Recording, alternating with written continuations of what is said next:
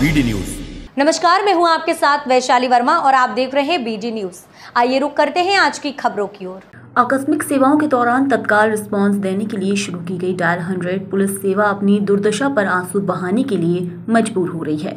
वाहन कंडम हो गए हैं। उधर घटना और दुर्घटना से जुड़े फोन कॉल की संख्या निरंतर बढ़ती जा रही है। विभागीय अधिकारियों ने 200 नए वाहनों का प्रस्ताव सरकार को भेजा है। मध्य प्रदेश की डायल 100 सेवा देश की पहली सेवा थी जिसमें घटना और दुर्घटना के समय त्वरित रिस्पांस दिया जाता था। इस सेवा से प्रदेश में एक और अपराधों पर लगाम लगी तो दूसरी ओर दुर्घटना के दौरान घायलों को त्वरित अस्पताल पहुंचाने से मौतों की संख्या भी कम हो गई थी। लेकिन इस महत्वपूर्ण सेवा पर ग्रहण लगता जा रहा है। वाहन कंडम हो रहे हैं। विभाग के पास वाहनों की मरम्मत के लिए पैसा नहीं है। ऐसे में त्वरित सेवा लोगों तक कैसे पहुंचे, जिम्मेदार इसी बात को लेकर चिंतित हैं। 2016 में शुरू हुई इस सेवा के प्रारंभिक चरण में 1000 से ज्यादा वाहन शामिल किए गए हैं, जो प्रदेश के हर जिले की जनसंख्या के मान से मुहैया कराए गए थे। 2016 के बाद वाहनों की खरीदी न होने से वाहन कंडम हो गए और अब कुछ जिलों में किराए पर वाहन लेकर पुलिस अपना काम कर रही है।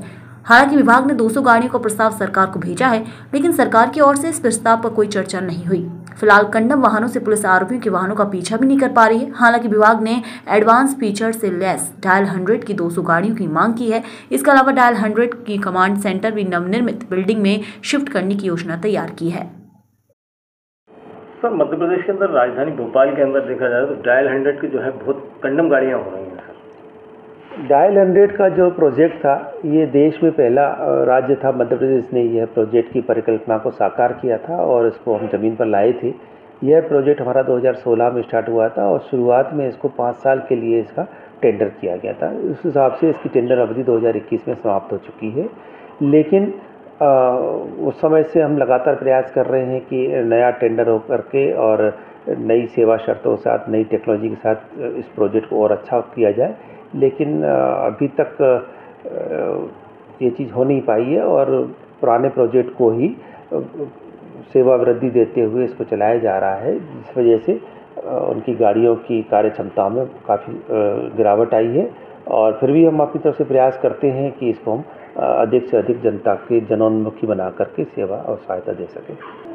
नहीं, डायल 100 की गाड़ियों की कमी का तो ज़्यादा प्रश्न नहीं है, क्योंकि आउट ऑफ रोड तो बहुत कम गाड़ियां हैं। बस ये ज़रूर है कि जो शुरू में गाड़ियाँ आई थी तब वो चूँकि नई थी और अच्छी कंडीशन थी, तो इस वजह से अवेलेबिलिटी ज़्यादा थी। लेकिन अब गाड़ियाँ जो हैं वो 10 साल पुरानी होने की वजह से थोड़ा सा वो प्रॉब्लम हुआ है।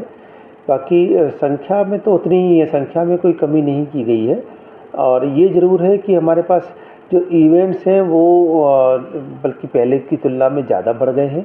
अब हमारे पास पर डे 5000 से अधिक इवेंट हम पूरे प्रदेश में कवर करते हैं।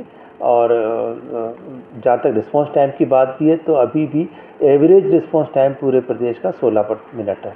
डायल 100 की अगर बात करें तो क्या नई कोई योजना आ रही है नई गाड़ियाँ उठाने की?